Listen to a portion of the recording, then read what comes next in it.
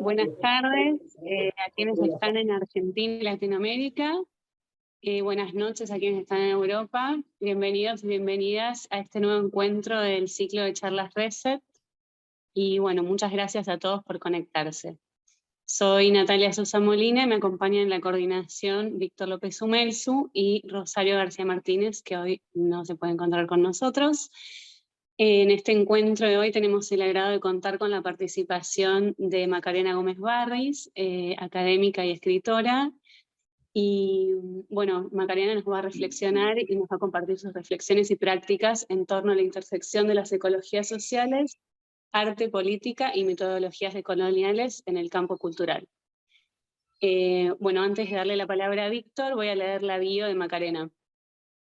Macarena Gómez Barris es académica y escritora, es autora de 4 libros, Donde habita la memoria, Cultura y violencia estatal en Chile, del año 2009, La zona extractiva, Ecologías sociales y perspectivas decoloniales, del año 2017, Más allá de la marea rosa, Trasfondos artísticos y políticos en América, 2018, Hacia una sociología de la huella, en 2010, con Hernán Gray. Es directora fundadora del Global South Center, presidenta del Departamento de Ciencias Sociales y Estudios Culturales del Pratt Institute en Brooklyn. Recibió el premio de exalumnas distinguidas de Ciencias Sociales de la Universidad de California en Santa Cruz 2021 y 2022. Premio de Investigación de Reconocimiento de la Facultad Pratt 2021-2022. Premio de Investigación Fulbright, Mejor Facultad de Color, Universidad del Sur de California. Premio Raubenheimer, Universidad del Sur de California. Y ha sido docente en la Universidad de Nueva York y en la Universidad Estatal de San Francisco. Ha publicado en Social Text y muchas otras revistas y catálogos de arte, y es coeditora con Diana Taylor de Duke University Press Series Dissident Acts. Bueno, muchas gracias por estar con nosotros hoy, por aceptar nuestra invitación. Víctor. Hola, más que nada voy a hacer una pregunta. ¿Escuchan bien? ¿No se escucha con rebote? Se escucha bien. Ah, perfecto. Estaba escuchando con rebote. Perfecto. Primero que nada, darle las gracias a todos acá. Para nosotros es un placer enorme tener a Macarena junto a nosotros, principalmente porque su libro La zona extractiva y sus investigaciones han sido como un fuerte pilar para nuestra, se podría decir, nuestra plataforma Reset. Desde ese lugar, tenerla ahora con nosotros no solamente es un honor, sino que a la vez nos plantea muchos desafíos y muchos también desafíos conceptuales e intelectuales con los que queremos charlar con ella ahora. Y primero que nada le doy nuevamente la bienvenida a Macarena, y quisiera partir con esta charla haciendo un repaso de lo que podría ser su trabajo, principalmente su trabajo, su unión con América Latina. Desde ese lugar me interesa saber, antes que plantear la charla y entrar en tema de sus libros, y principalmente en este título que vamos a trabajar hoy día, La zona extractiva, se ve un poco mal, pero ahora voy a mandar la imagen correcta, y pensar junto con ella los conceptos que no solamente desarrolla, sino que plantea de una manera bastante particular y original, respondiendo a diferentes ámbitos académicos. Y no solamente académicos, sino con los cruces artísticos que genera. Para partir la charla me gustaría como desarrollar con Macarena cuál ha sido como su acercamiento a América Latina, porque tengo entendido que eres chilena norteamericana, ¿o no? Y ¿de dónde viene esta idea de empezar a trabajar directamente con lo que sería con la problemática latinoamericana, Macarena? Principalmente llegando hasta... Anteriormente tenías un trabajo que también era sobre la memoria, la violencia de la dictadura en Chile, la desaparición, hasta llegar de este recorrido que serían las violencias estatales, como pueden ser las dictaduras en América Latina, a la zona extractiva? ¿Qué tipo de lecturas haces con esto? ¿Qué tipo de relaciones para llegar a este tipo de trabajo? Perfecto. Bueno, muchas gracias. Primeramente, estoy contenta de estar con ustedes y bueno, justamente como Natalia dijo, trabajo desde Nueva York y justamente estoy en un cambio de empleo, mucha transición en mi vida, entonces es un buen momento para hablar con ustedes y pensar un poco del recorrido de mi trabajo. Entonces, bueno, soy Macarena Gómez Barris, como dijeron, y la verdad es que soy chilena de dos padres chilenos y nos fuimos de Chile cuando yo tenía 3 años y me imagino la fecha que ya la saben, 1973 es cuando nos fuimos como exiliada política, mi mamá, y llegamos aquí a Los Ángeles, en California, y de ahí así como muchas experiencias en Estados Unidos, me crié acá, hice casi toda mi escuela formal acá y he tenido como una relación con Latinoamérica bastante larga, fuerte desde que nací y en realidad así como pensando el sur, más que nada pensando el sur global, como una geografía, un espacio de muchas propuestas, de mucha biodiversidad, de mucha creatividad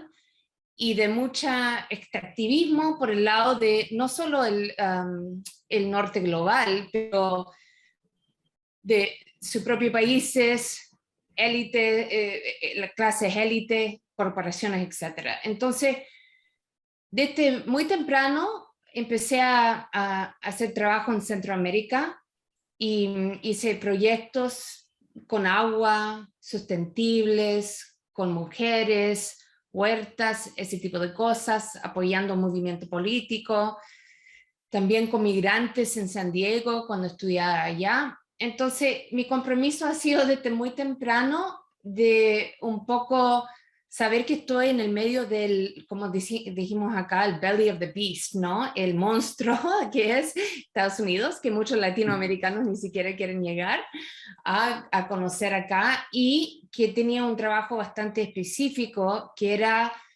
dar luz a varios temas y varias propuestas de Latinoamérica. Entonces ahí me fui formando esta carrera o este trabajo o estas investigaciones que ahora tengo.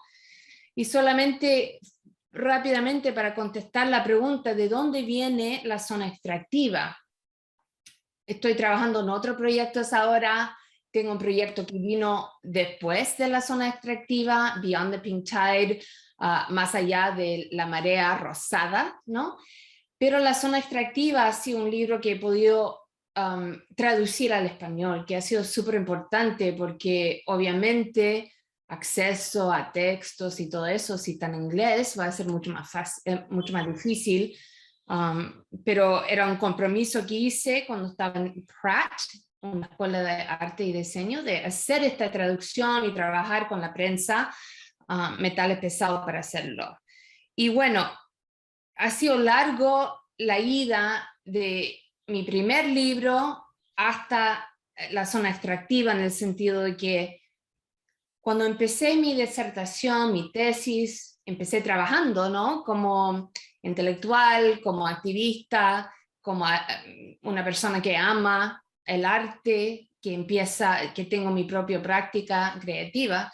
Cuando empecé todo este recorrido, empecé pensando en la nación, la memoria de una nación, la experiencia histórica colectiva de una nación, del tiempo de modernidad, de fascismos, del siglo XX, XXI ahora, pero el siglo XX.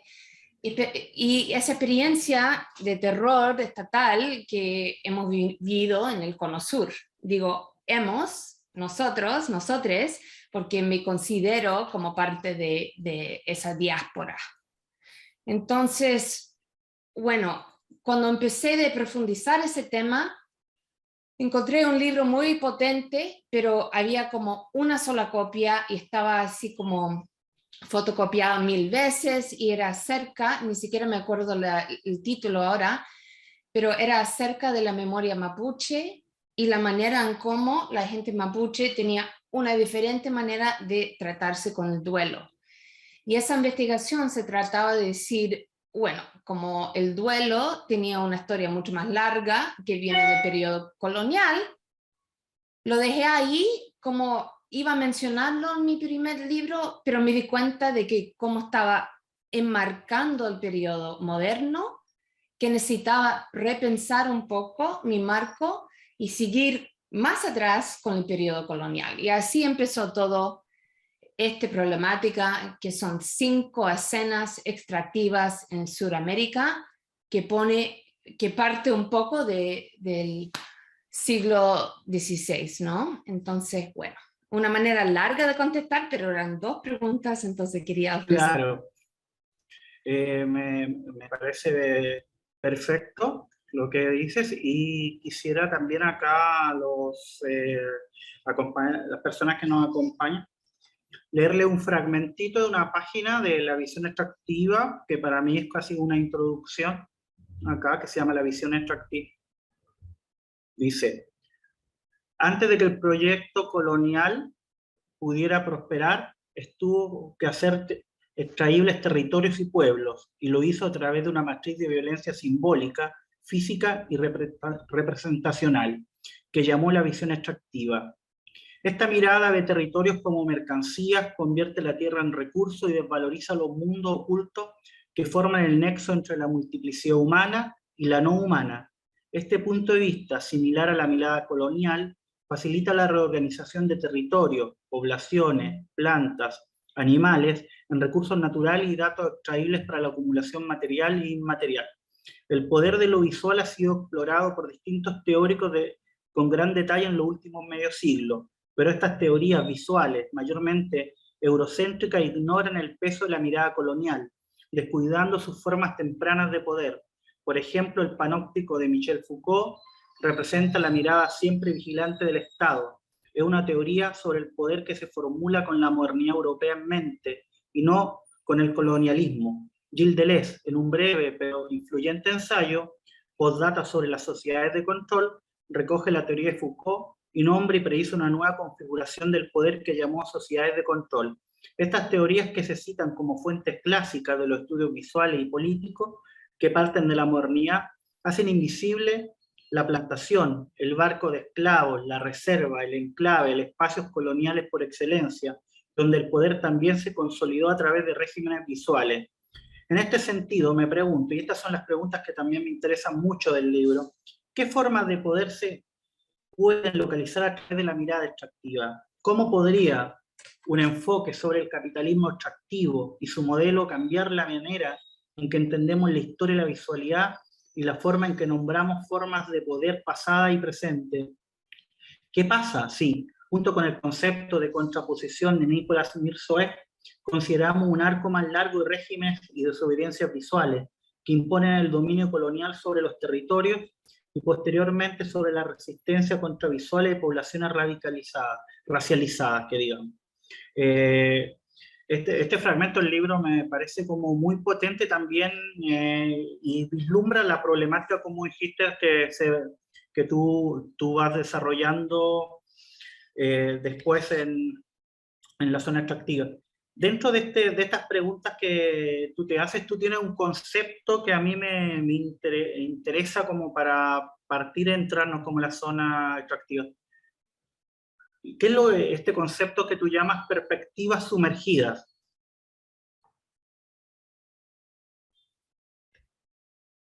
Gracias por leer, Víctor. Me pareció súper útil y me encanta que has elegido justamente ese fragmento, porque es una manera de decir que me leíste a través de entender que tengo un objetivo bastante fuerte con el libro, que es realmente no solo tener así como sitios etnográficos, que lo podemos problematizar, como parte de cómo uno trabaja, hace investigación, piensa en teoría, no solo eso, pero también teniendo que poner en cuenta toda esa genealogía eurocéntrica o basado en la modernidad a donde no hay ese previo, o sea, no hay esa violencia previa pensada que hace llegar a esas tecnologías de poder de la modernidad. Entonces todo eso viene del sistema colonial. Entonces justamente ese fragmento saca a luz eso. Bueno, yo creo que lo que me preguntaste tiene que ver con perspectivas sumergidas. Y esto, tal como elaboro unos conceptos ahí en la introducción del libro que son un poco en contracorriente, que digamos a teoría colonial, con estas de perspectivas sumergidas, lo que estoy tratando de decir es que podemos pensar de este otro lugar, no solo de este otro lugar como subterráneo, pero también ese otra edad, ¿no? Pero desde ese momento, o desde esa subjetividad y ponerlo al centro. Entonces, muy concretamente, he tratado de mostrar, por ejemplo, cómo la mirada extractiva hace enfocar en territorio de una manera que desvaloriza ese territorio como indígena o como afroindígena o como territorio biodiverso, qué sé yo, y solamente lo pone como una mirada monocultural. Y para realmente poder contestar la pregunta, me encantaría compartir un poco pantalla y mostrar lo que estoy diciendo. Entonces, si miramos aquí, van a ver una figura flotante, una figura poderosa, ¿no? Y de un trabajo de un artista mapuche, Francisco Huichaqueo. Y Francisco pone ahí la Ofelia, o sea, esa pintura pre-rafaelista, y lo de alguna manera hace una resignificación de la pintura a través de una perspectiva mapuche. Entonces es una mujer, se puede leer mestiza, se puede leer en un espacio de Wallmapu, territorio mapuche, se puede leer flotando hacia el cielo, a donde no hay una diferencia entre cielo, árboles, agua y vida, ¿no? Pero también es un símbolo así de su muerte. Entonces, de alguna forma, como leo en la zona extractiva, ella es como el símbolo del orden colonial que se está terminando y que está haciendo camino para otras miradas sumergidas. Ahí está media sumergida, ¿no? Entonces, voy a seguir con esto. Por ejemplo, también trabajo mucho con la Carolina Caicedo, que fue mi estudiante, pero después fue como media maestra para mí y hemos tenido una colaboración fuerte desde entonces. Y ella trabaja en la Magdalena, en Yuma, como es el nombre antiguo, en el sureste de Colombia. Y una de las cosas que yo empecé a pensar es que, bueno, el río mismo es como una mirada, perspectiva sumergida y nos ayuda a salir de este paradigma de la nación, porque el río mismo, como bien sabe, y tienen en Argentina también, cruza fronteras. El río no conoce fronteras, ¿no? Entonces ella hace este trabajo de primero juntar a miembros de la comunidad, pensar con el río, pensar con Yuma, pensar con Magdalena y hacer tipo de actos al lado de ese río. Ella lo llama geocoreografías, que me parece tan lindo. Geochoreographies en inglés, geocoreografías, que son actos comunales con los pescadores de la zona, con las mujeres de la zona, que son también pescadores, que hacen este acto de como una olla común, ¿no? Y juegan con el río, hacen ese tipo de cosas. Entonces, una de las cosas que los activistas dicen es que no somos solamente defensores del río, somos el río. No hay separación. Y eso es súper importante en el trabajo de Caicedo, pero también me parece importante en mi trabajo de que la mirada extractiva colonial hace separación entre nosotros, el río, agua, etcétera, y el cuerpo humano, cuerpo territorio. Cosa que estas comunidades que están más viviendo fluido todos los días, comunidades rurales, comunidades mestizas, indígenas, etcétera, no hacen esa separación. Entonces, de eso viene lo sumergido que está emergiendo. Y esto sería como un ejemplo muy concreto de la mirada extractiva.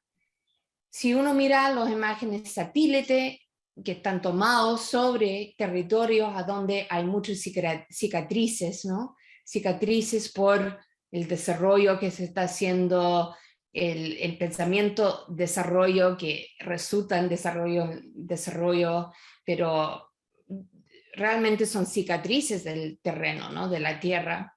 Entonces la mirada primero es mapear ese espacio y después para saquearlo realmente, ¿no? Entonces lo que hace aquí Caicedo, que me parece precioso, es que ella muestra no solamente las cicatrices y donde el Yuma, el río Magdalena, ya no fluye, pero muestra con su propia mano y pinta de alguna forma ese serpiente por medio del mapa satélite. Entonces, una contramirada, es una manera de pensar desde otro espacio, desde el río, desde el pez, aunque es un plano en medio, ¿no? Que es muy importante, que estamos mirando desde arriba para abajo, ¿no? Pero no importa, llamaría yo una perspectiva sumergida, porque realmente lo dominante ahí es la vista extractiva.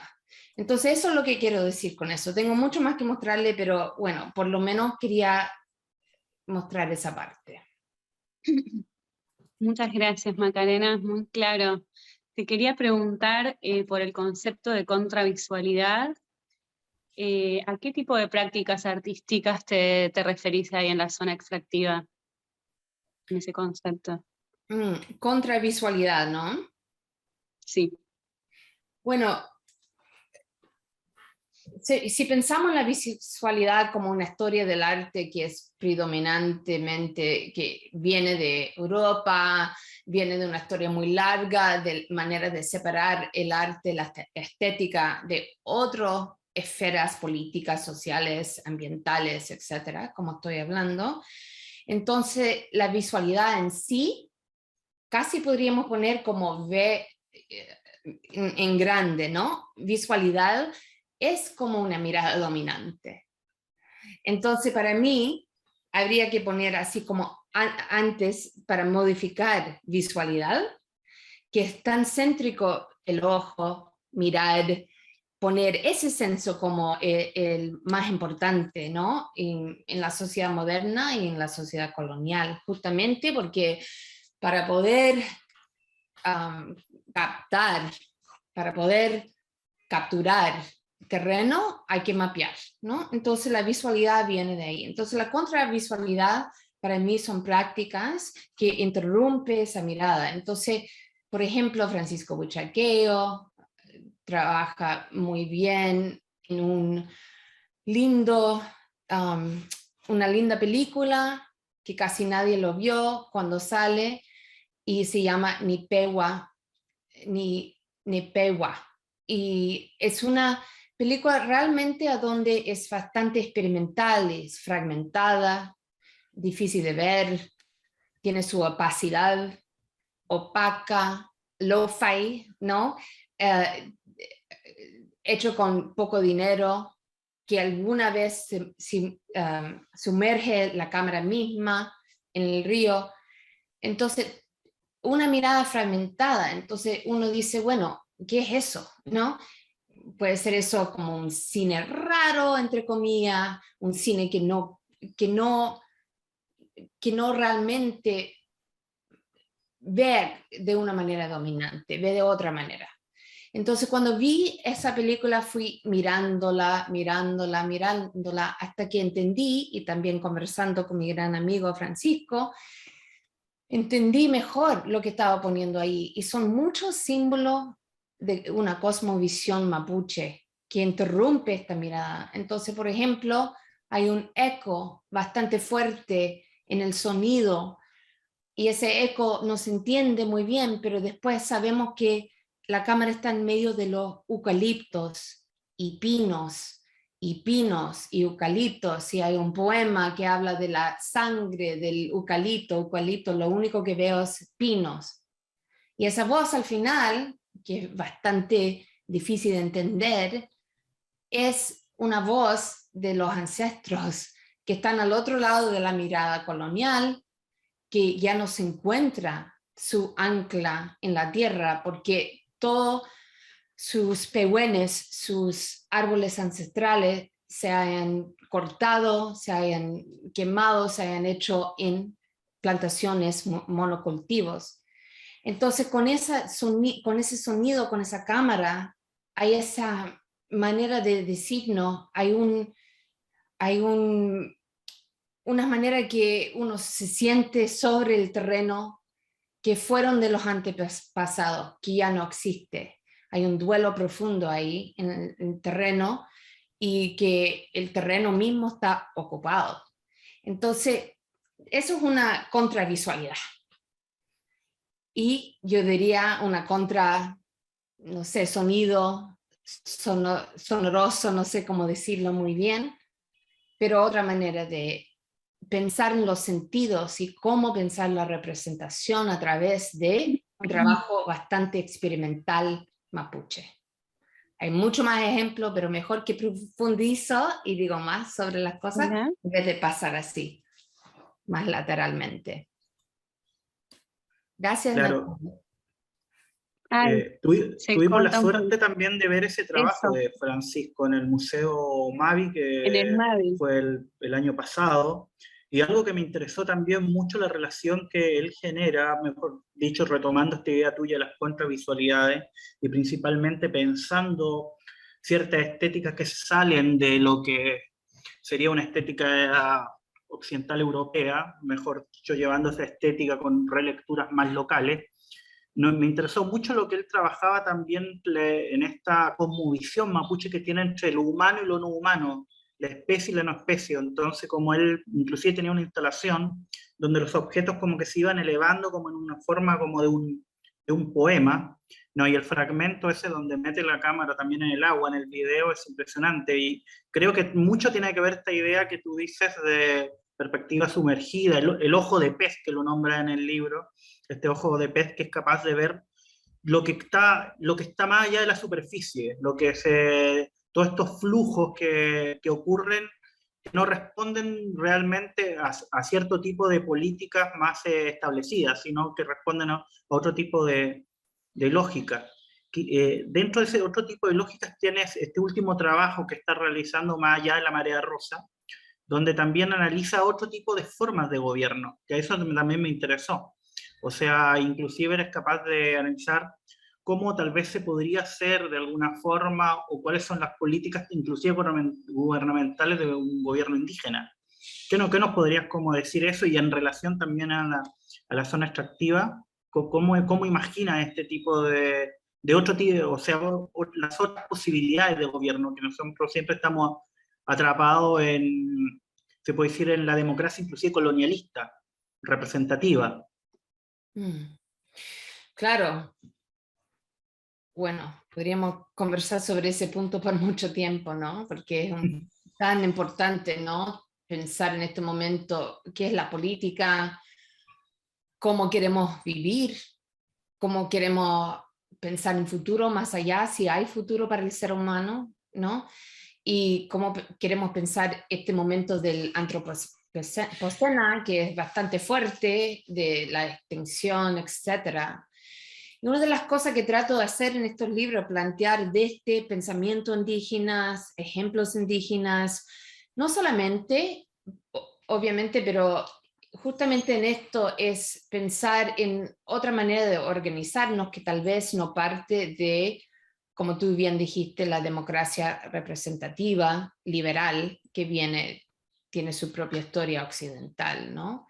Entonces estamos siempre como remodificando modelos afueríneas, que sería pensar desde adentro para afuera y rehacerlo. Bueno, de alguna forma yo creo que la asamblea, que bien saben ahí en Argentina, la Asamblea Feminista, la Asamblea Transfeminista, asambleas en Chile también, terreno Gualmapu y al norte también, en espacios atacameños, etcétera, Diaguita. Yo creo que asamblea es una manera interesante porque realmente, obviamente, son representativas, pero eso toma mucho diálogo y mucha representación, ¿no? Se satura la representación ahí porque hay como ese espacio horizontal. Pero la verdad es que esta idea lo he tomado pensando también como al Mapu a través de un texto que se llama Escucha Winca.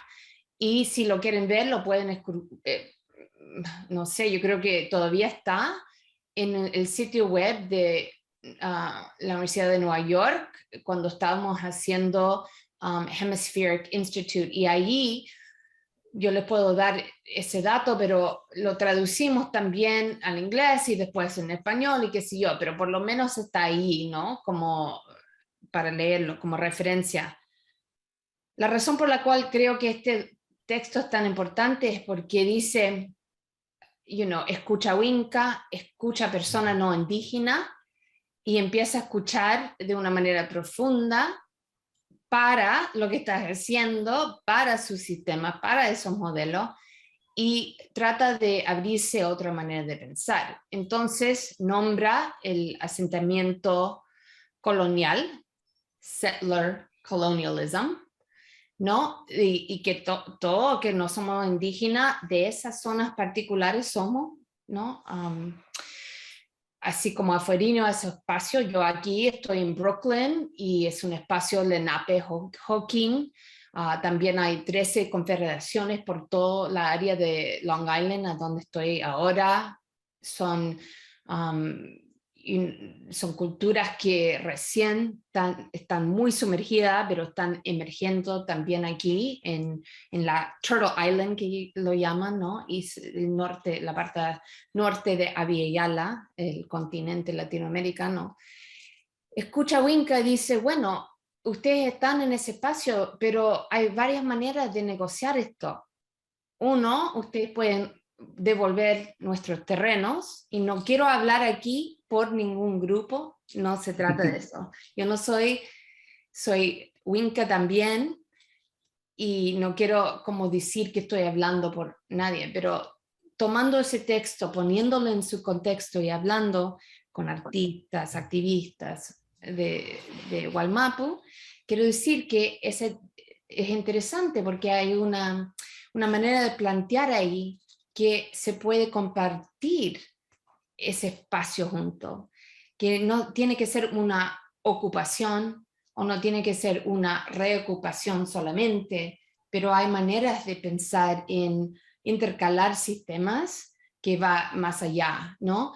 Y obviamente hay tan pocos ejemplos de eso, es difícil conversarlo, pero si pensamos desde la nación Gualmapu en vez de nación Argentina, Chile y otros espacios, yo creo que ahí se empieza a ver de diferente manera para entrar en esas conversaciones de qué pueden ser esas alternativas. Perfecto, con este trabajo también, que está también ligado desde la política también a la visualidad, queda bastante claro también cómo de alguna forma se ha venido desarrollando el sistema colonial y principalmente la subjetividad colonial en sus formas de representación, en la élite privilegiada, o sea, y también cómo esta élite de alguna forma han venido extrayendo de alguna forma de la economía del sur global, y para qué decir en Estados Unidos de las comunidades de color, formas no solamente de vida, o sea, eso también me interesa del trabajo. Y otra cosa también que me estaba llamando muy, muy fuerte la atención, que en el libro hay un capítulo que tiene que ver con la nueva era, el New Age, digamos, o sea, donde planteas también esta visión de alguna forma un poco turística que se tiene sobre lo indígena. Inclusive relatas, si nos puedes contar un poquito, hay un viaje donde vas a Ecuador, o es un lugar donde se vende también como lo chamánico, lo espiritual, que con lo indígena, o sea, hay una suerte de exotización y también como de turismo. O sea, como o sea, tienes una noción que es como lo despojado, lo que se despoja, o sea, como de cuando un contenido es despojado de la política, de su contenido histórico, queda como nociones turísticas como que son para consumo. ¿Nos puedes contar algo de este viaje, algo de esto Claro, que desarrolla un poquito en el libro? claro, o sea, yo creo que va a ser muy difícil mi vida hacer un libro como La Zona Extractiva de nuevo. Dediqué a 10 años a este libro, um, mucho trabajo de campo, trabajo de sitio, trabajo de no a donde radico permanentemente, mucho viaje. Y bueno, y mucho tiempo así en el campo pensando con gente que estaba en esos espacios. Como digo, son 5 zonas extractivas en Sudamérica. Una de esas es lo que nombras tú, eso no es Ecuador. En Ecuador trabajo el otro tipo de turismo, ahí trabajo el turismo socialista, indígena, eco, que se diferencia un poco, bueno, ya no existe el espacio propio a donde me fui en Yasuní por el momento, esa comunidad indígena en el este de Ecuador ha tenido muchos pleitos con las compañías petroleras, entonces ha sido súper difícil mantener ese espacio ecoturismo indígena socialista de otra escala. En esa zona, el este de Ecuador, también hay otro tipo de turismos ecologistas que son europeas, son de ocupación, son de extraer. Pero yo creo que a lo que tú refieres, Víctor, es más en Perú, en el Valle Sagrada, cerca de Cusco, cerca de Machu Picchu, y no sé si algunos de ustedes han viajado por allá. Y bueno, de alguna forma ese valle sagrado son los sitios del imperialismo inca y también sitios así como súper cargados históricamente de cómo se fue expandiendo el imperio inca sobre los terrenos. Entonces, hay un turismo, como bien saben, súper fuerte en Cusco, que después de la guerra civil en Cusco, con Sendero Luminoso, que siguió, se expandió después de los 80, al principio de los 90, y fue agregándose. Y obviamente había mucho turismo antes, pero ahí es cuando hubo una explosión. Y bueno, las partes que yo estudié, y no solamente en Cusco y Machu Picchu, que bien se conoce ese sendero, y obviamente hay como una mirada de la indígena bastante fija, bastante Romántica. romántica, exactamente, y un montón de maneras también como gente indígena, gente mestiza, hace una contramirada al turista. No estoy diciendo que esto es solamente como un poder impuesto sobre, un ojo impuesto sobre. También hay maneras de poder hacer fuentes de trabajo con esto, etcétera, ¿no? Entonces eso es importante decir, no es como puro aplastamiento. Obviamente eso existe, pero hay maneras de resignificar eso también.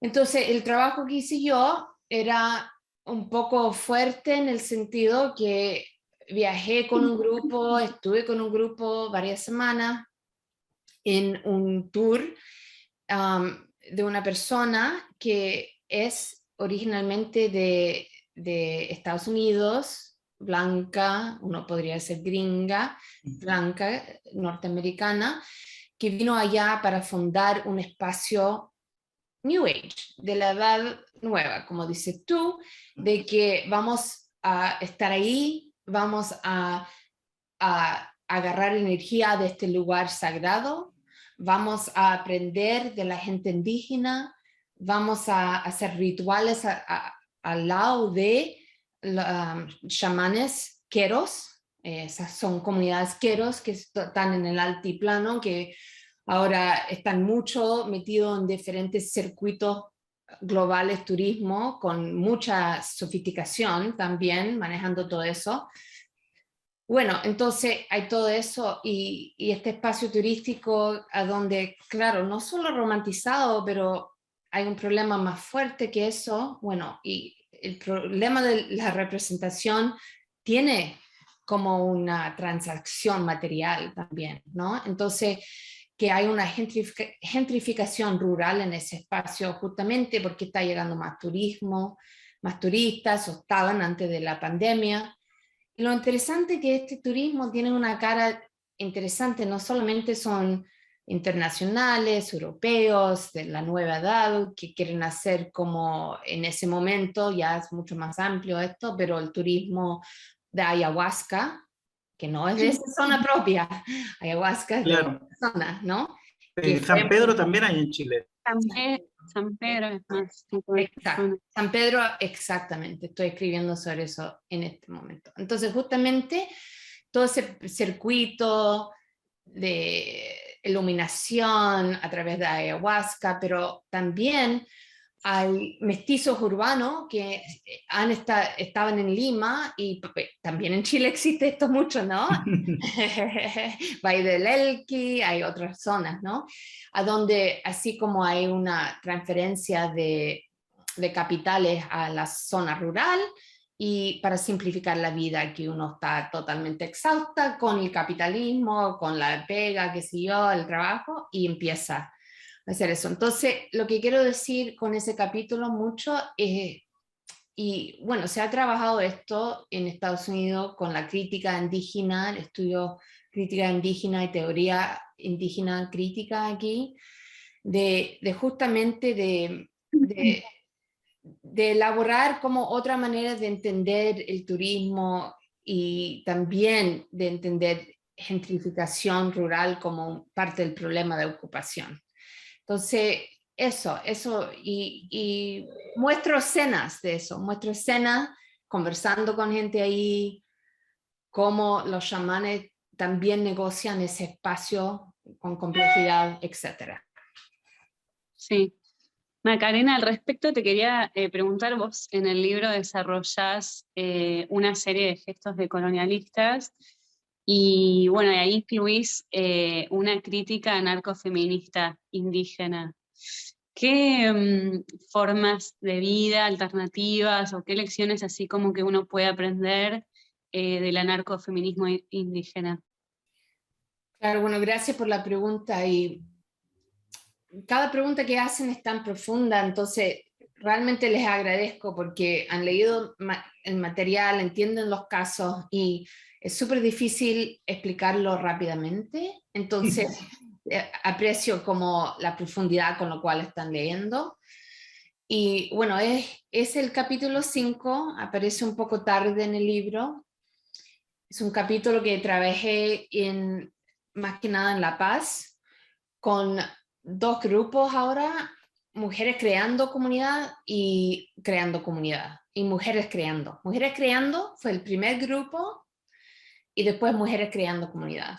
Entonces, ahí realmente es un grupo que empezó, que tenía una cara feminista, pero más que nada también lesbiana, lo queer, que realmente traía temas así de bastante importante para, de alguna manera, romper con la esquema heterosexual, heteropatriarcal, etcétera, que existe también en América Latina, en mucho espacio, que siguió por toda esa historia española, etcétera, colonial de Portugal, etcétera. Entonces, súper importante el trabajo de ellas, que de alguna forma fueron tejiendo comunidad fuerte a través de una política antiestatal anarquista, pero ellas, como mujeres indígenas mestizas, no solamente podían decir, bueno, el anarquismo europeo lo vamos a implementar aquí, tal cual, porque ese anarquismo y esa crítica antiestatal realmente no responde a las historias y las genealogías, las narrativas de esas mujeres, que muchas de sus abuelas, madres, abuelas, bisabuelas, vinieron de espacios mayoritariamente indígenas. Alguien aquí puso el Jujuy, ¿no? Entonces el noreste de Argentina justamente, Jujuy, justamente esa región como más andina, ¿no? En ese sentido, mayor indígena. Entonces, bueno, entonces sus historias como mujeres cholas y no chola, como el Estado nombra a la chola, que lo ha usado también para crear nación dominante, pero cholas como una identidad que tiene que ver con el mercado, pero el mercado otro, no el mercado capitalista, el mercado de donde la chola es mujer indígena, poderosa, mujer de negocios, que hace todo ese intercambio de mercados y redes de familiares, informales, etcétera, de un mercado que viene de antes, ¿no? De mucho tiempo. Entonces ese mercado es como parte del antecedente de este grupo de mujeres. Entonces, para decirlo cortamente, la mirada esa tiene que ser triple, esa crítica tiene que ser triple, no puede ser una sola cosa. Aquí lo llamamos interseccionalidad en Estados Unidos, por el feminismo afroamericana, diáspora, ¿no? Que es otra cosa, pero esas intersecciones de identidad. Entonces ellas dicen, bueno, somos anarquistas porque somos anticolonial, antiestatal, burguesa, criolla. Somos feministas porque estamos en contra de un sistema que pone a la mujer en subordinación al hombre, ¿no? Biológico. Y somos indígenas, que es súper diferente a la manera de pensar de, o sea, europea criolla. Entonces usan ese nexo de identidades para hacer una crítica bastante fuerte y para no solamente criticar, pero para crear esa comunidad, un espacio, por ejemplo, sedes, espacios comunitarios en La Paz, varias, juego, espacio de juego, baile, espacio de radio, etc.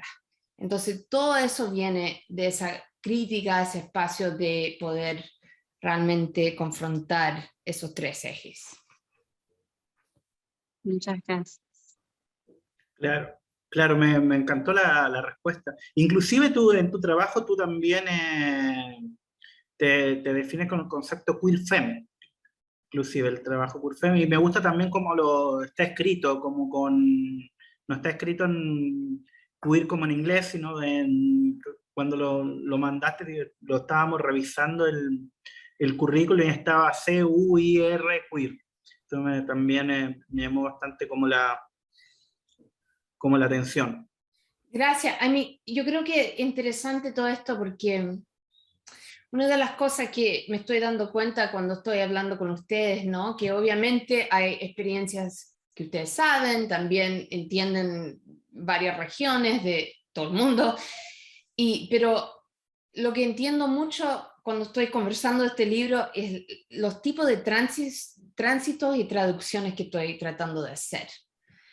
Y por eso al inicio me posicioné como académica que está como media gringa ya, que está en Estados Unidos, que está mirando a Latinoamérica, que viene de Latinoamérica, que sabe que respuestas vienen de Latinoamérica, pero después esa traducción viene primero acá para hacer el libro traducir de nuevo a Latinoamérica para poder decir otras cosas también. Entonces es complicado, esos circuitos son complicados, entonces no quiero como sobrepasar eso, ¿ok? Eso existe ahí.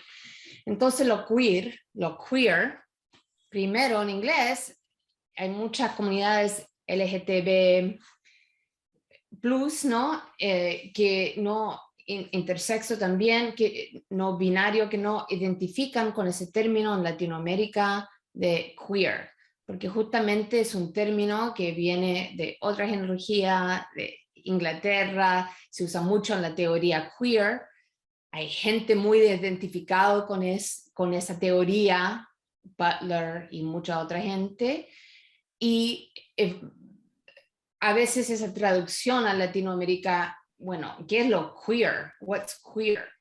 Ahí.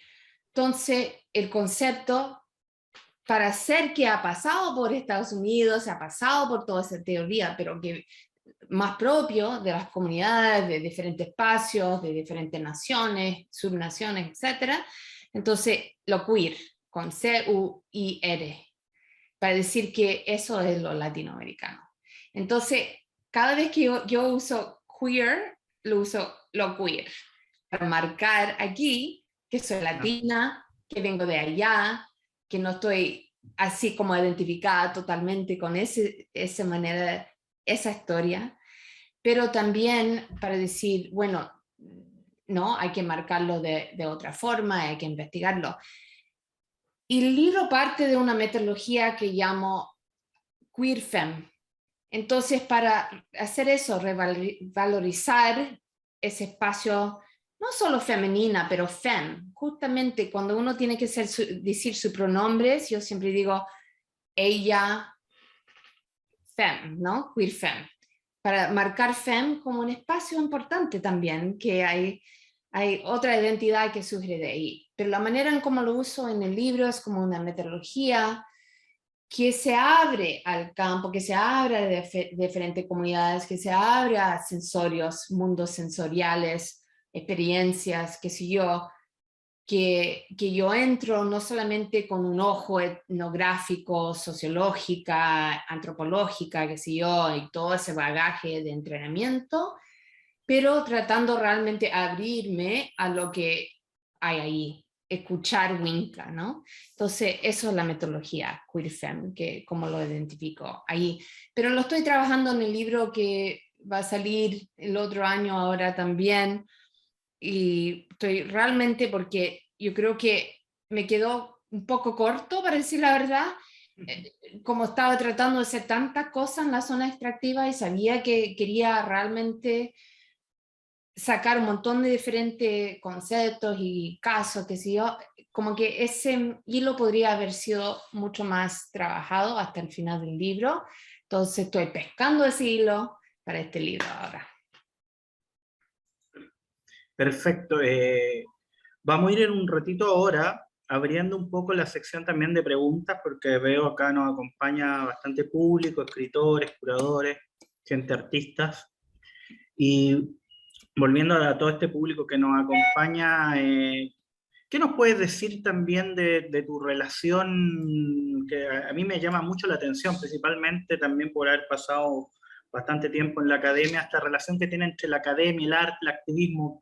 Pues ¿cuáles son los puntos de unión o las cosas que te atrae de este nexo que trabajas muy, muy bien? Porque tu libro, La Zona Extractiva, así como La Marea Rosa, tiene que ver de alguna forma con un método que aplicas que tiene que ver con cierta militancia, militancia y activismo. El acto. No eres una creadora, se podría decir, teórica en el nivel clásico académico, sino que eres una teórica que experimenta con el cuerpo.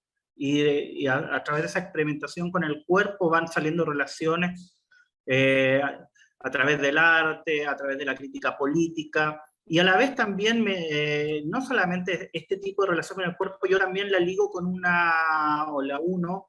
con una producción teórica de colonial que está ocurriendo ahora en América Latina, que me interesa mucho, que lo que hace no es utilizar a nuestra zona sur, como objeto para ser teorizado, sino que crea una teoría desde nuestro propio lugar. Y para mí tu trabajo en ese lugar es como puntero en una creación de una teoría propia, desde una mirada propia, desde el sur, y también, obviamente, relevando los temas que a nosotros nos interesan, desde no solamente el paradigma de colonial, sino también las instituciones que este mismo ha creado. Entonces, desde ese lugar, vuelvo al inicio.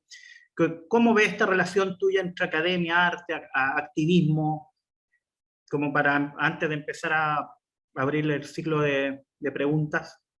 Ya, perfecto. Como he hablado mucho, entonces vamos mirando y viendo a la vez, ¿ya? Entonces, yo creo que Tierra, de Regina Galindo, que me imagino que saben, o tal vez no, hace performance y usa su cuerpo como mujer de Guatemala, originalmente mestiza.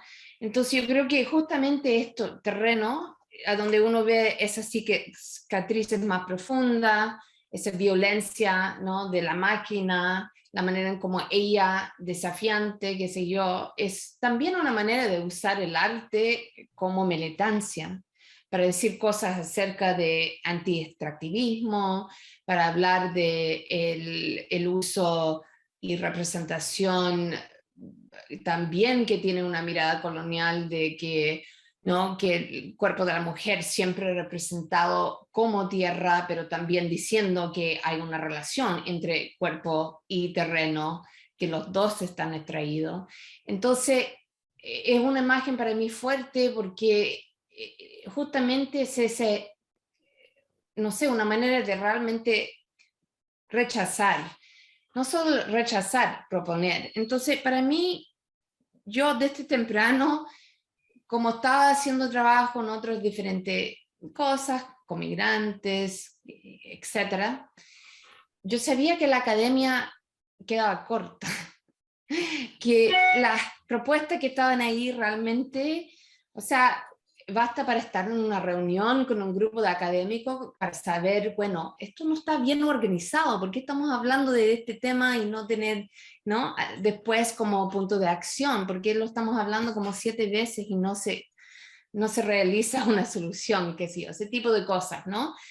Entonces, pero también lo aprendí de Cecilia, que era una mentora maestra mía, que en San Diego, chilena, hacía un ciclo de cine Argentina, hacía trabajo con Latinoamérica, traía arpilleras para exponer, qué sé yo, y ella una vez dijo, en América Latina y el tercer mundo podríamos hacer revolución con los sobres que quedan en los pasillos aquí.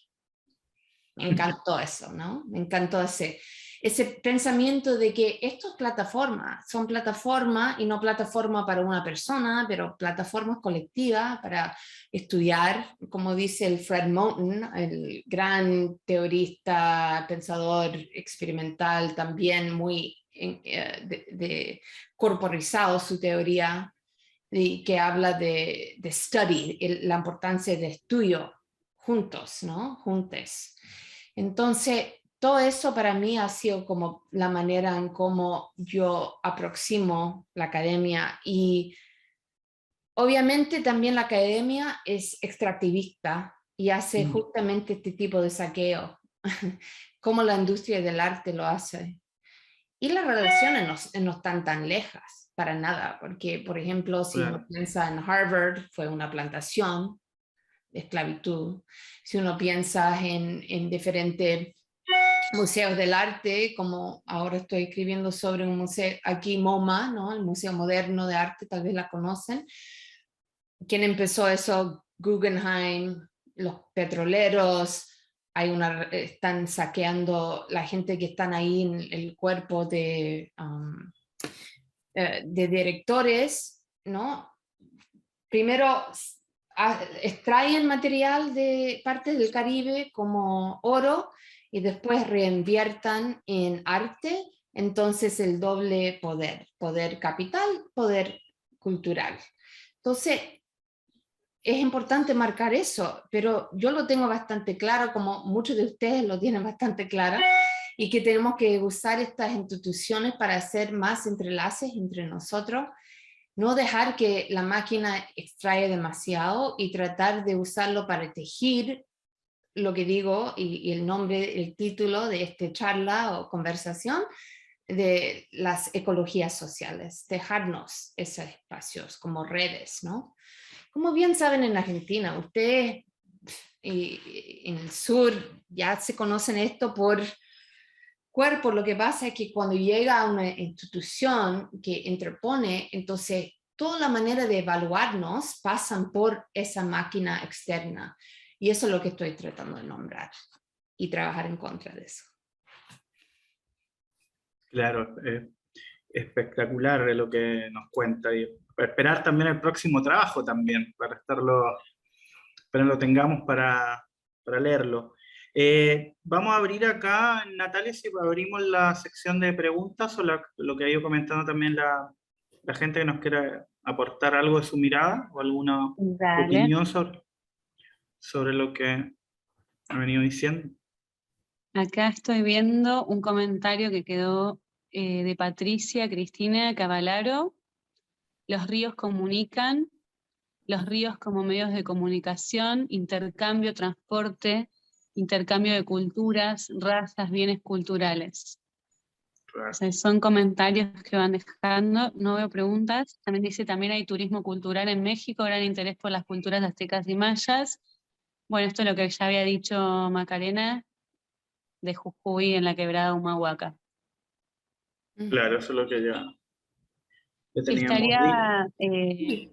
muy interesante si luego, Macarena, nos puedes compartir ese escrito que está en la Universidad de Nueva York que nos dijiste, luego lo podemos compartir con los que se inscribieron al curso, a la charla. Claro, perfecto. Y Patricia Cristina, me encanta el comentario porque justamente es como el río que fluye.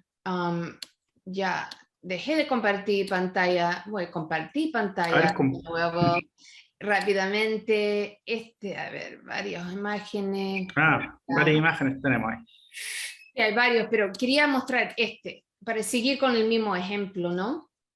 Y este ejemplo, si lo miran, es un diapositivo de Yuma, de nuevo, de la Magdalena, Tierra de Amigo, que lo pueden encontrar en Vimeo. Es súper bonito. Y también lo analizo allá. Pero me encanta esta imagen porque es como el río mirándonos. Pero si lo ven, obviamente es una imagen doble. Entonces lo que hizo Carolina fue invertir en la imagen el flujo del río, esos flujos que habla Patricia Cristina, ¿no?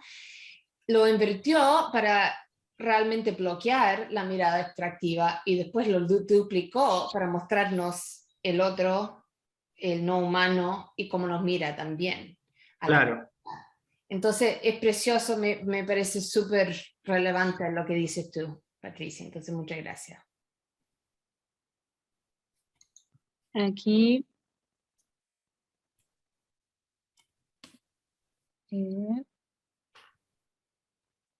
Acá Jero Veroa tiene una pregunta, dice, ¿saben si la zona extractiva se consigue en alguna librería de Buenos Aires? Sí, se consigue en la librería Walduter, que son los exportadores de libros de metales pesados acá, a Argentina. Ellos deberían tener ejemplares. Ahí voy a poner el link de ellos también para que puedan hacer de un ejemplar. Gracias, Jero, por la pregunta.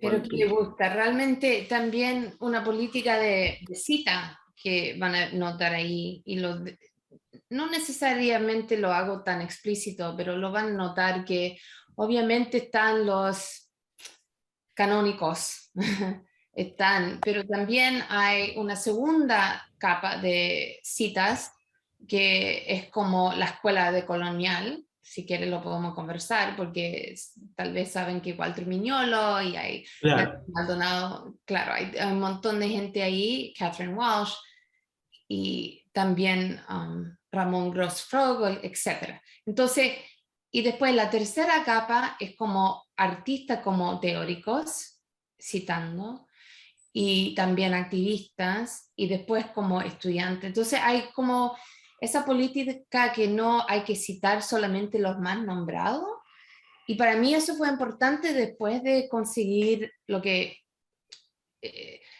plaza permanente, el tenure aquí en Estados Unidos, ¿no? Que supuestamente eso te da el derecho de decir las cosas que no decías antes, porque ahora tienes como libertad académica para decir todo lo que te guardabas antes. Claro, que nunca funciona porque ya uno está tan socializado en ese sistema que es súper difícil después hacer ese cambio. Entonces, como pueden imaginar, nunca fui así como callada en cuanto a estas cosas, pero yo creo que es importante para nosotros que tenemos ese plazo también abrir espacio, no solo esa cita así como mirando arriba, que digamos, pero la cita a la par. Entonces eso es parte de la política del libro también. Menos visible tal vez, pero fue muy importante para mí eso. Y ya cerrando la charla de hoy día y con el placer de tenerte, nos gustaría que nos cuente algo sobre tal vez alguno de los próximos proyectos que te entusiasman, qué es lo que se viene, qué es lo que se viene a futuro, qué tipo de publicaciones o qué es lo que estás trabajando ahora también. Claro. Bueno, gracias por la pregunta. Estoy haciendo varios proyectos. Estoy escribiendo una segunda novela que va a ser una trilogía. Estoy súper contenta con escribir de otra manera, que no tener que conformarme a un solo género, varias maneras de escribir y pensar. Y también estoy escribiendo acerca del mar y ese espacio entre el mar y el terreno. Entonces eso realmente sobre la extinción. Y bueno, también me estoy cambiando de institución, entonces eso me tiene bastante ocupada en estos días. Me voy a ir a otra universidad y voy a lanzar un proyecto de arte y yo les mantengo informada y ojalá que podamos colaborar en el futuro porque eso va a ser súper Claro. bonito. Entonces, gracias a todos, todes por estar hoy día, por la invitación. Ha sido un placer, gracias por leer mi trabajo. Realmente agradezco las preguntas, el intercambio, la profundidad que pudimos conversar hoy día. Muchas gracias. No, gracias a ti, Macarena, y muchas gracias a todas las personas que nos pudieron acompañar. Prontamente también vamos a estar lanzando en nuestra web más material y más cosas también sobre nuestros invitados, y no solamente eso, sino que vamos a ir compartiendo muchos materiales y novedades, inclusive con algunas próximas ediciones también presenciales que vamos a tener con invitados internacionales dentro de PROA también, y no solamente en la virtualidad para que nos acompañen. Como saben, todos tienen se pueden comunicar con nosotros, escribir cualquier duda o pregunta sobre el ciclo o lo que viene. También lo vamos a estar publicitando en la web y en la web también de PROA. Muchas gracias, chicos, por el encuentro, chicas, a todos, y adiós Macarena, adiós Noemí, adiós Natalia, muchas gracias a todos. Muchas Ahí veo gracias. amigos escritores, curadores, todos. Adiós. Gracias.